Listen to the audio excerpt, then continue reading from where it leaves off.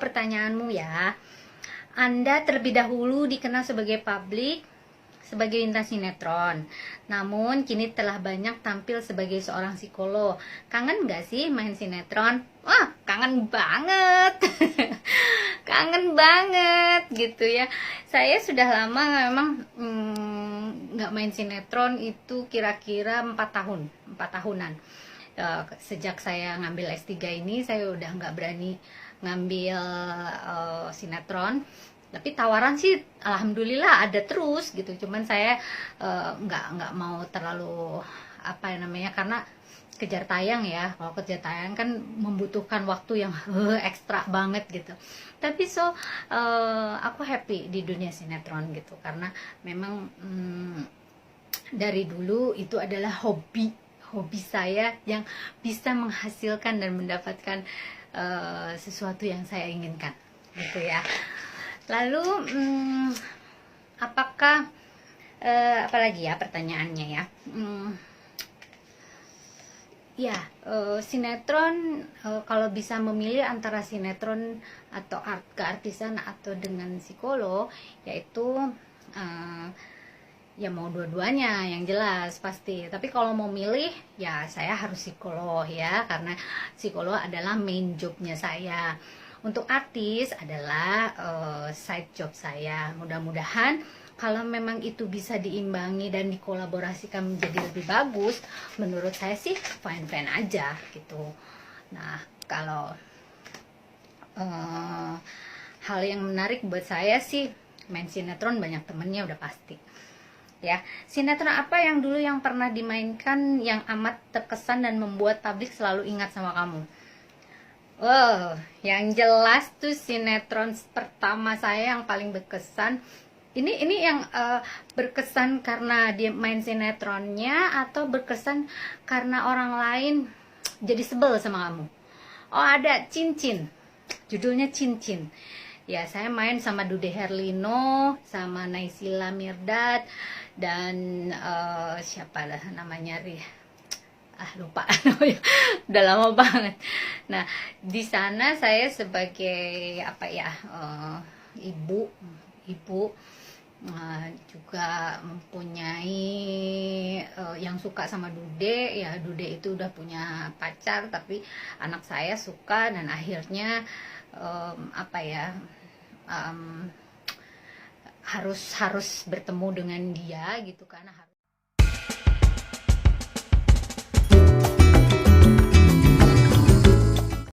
banyak sekali orang yang DM saya bahwa katanya saya tidak adil dan tidak fair terhadap kasusnya Lesti. Nggak adil di mananya, nggak fair di mananya coba. Nah, sekarang kalau misalkan saya bilang, kalau misalkan Lesti menikah hanya untuk menghalalkan pacarannya, ya sah-sah aja dong. Dia terserah dia mau gimana. Itu hak privacy. Menurut saya juga begitu. Semua orang tidak perlu harus tahu dong urusan orang.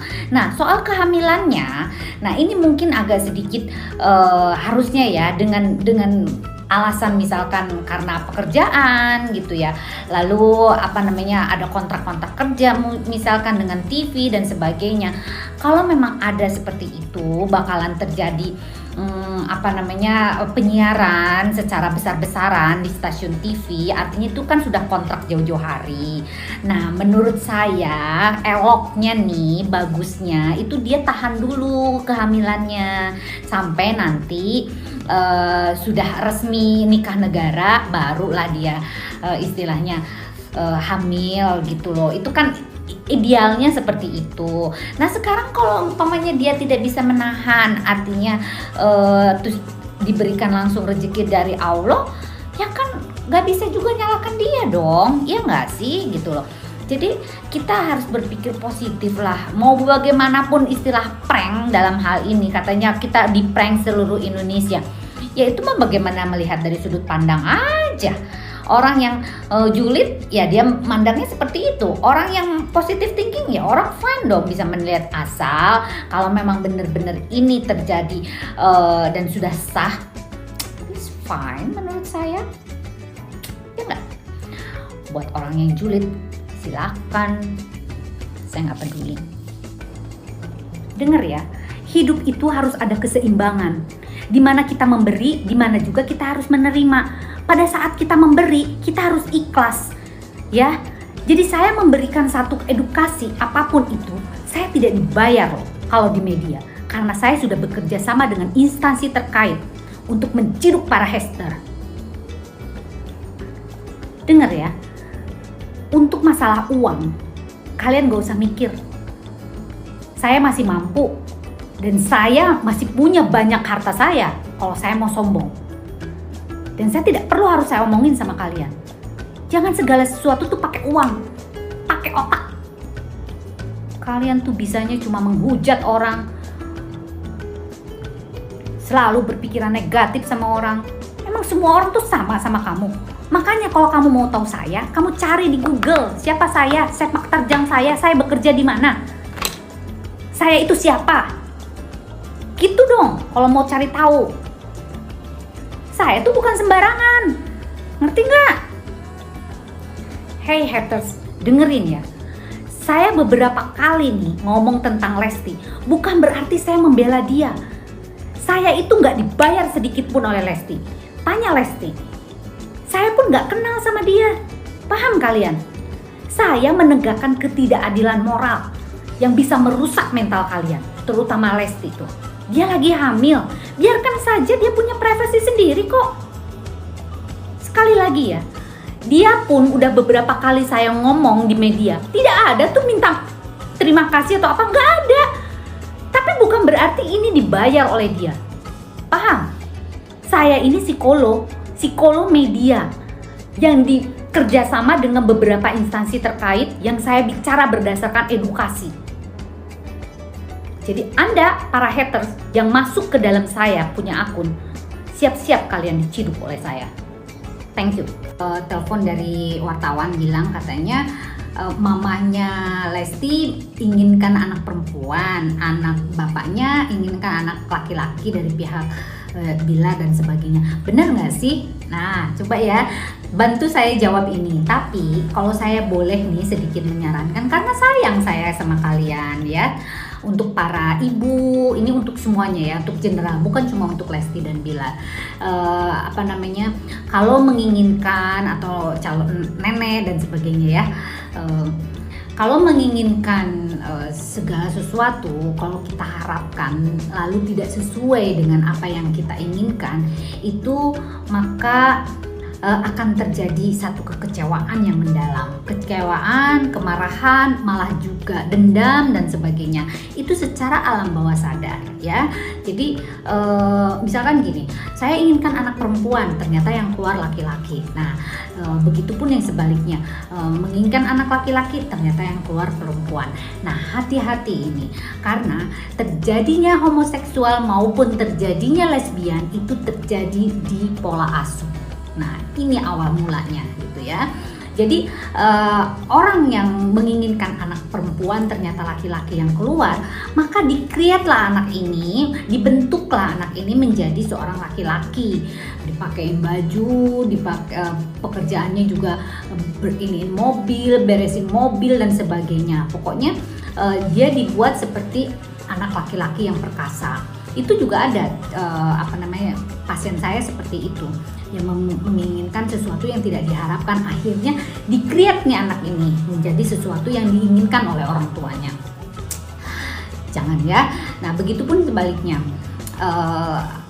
menginginkan laki-laki, ternyata perempuan yang lahir gitu kan. Akhirnya si perempuan ini dibuatlah seperti laki-laki perkasa. Juga sebaliknya ya, menginginkan anak perempuan, ternyata laki-laki yang lahir. Nah, itu pun juga bahaya gitu kan. Makanya terjadinya lesbian atau terjadinya homoseksual, salah satunya adalah pola asuh.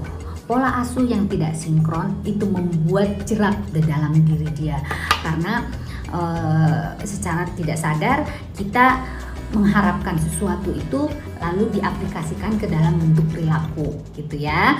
Nah, jangan biarkan keinginan menguasai jiwamu. Yang ada hanyalah dendam dan amarah. Hati-hati ya. Salam, pokoknya apapun itu kita syukuri bahwa Laki-laki maupun perempuan sama aja, yang penting sehat. Oke, sarangnya.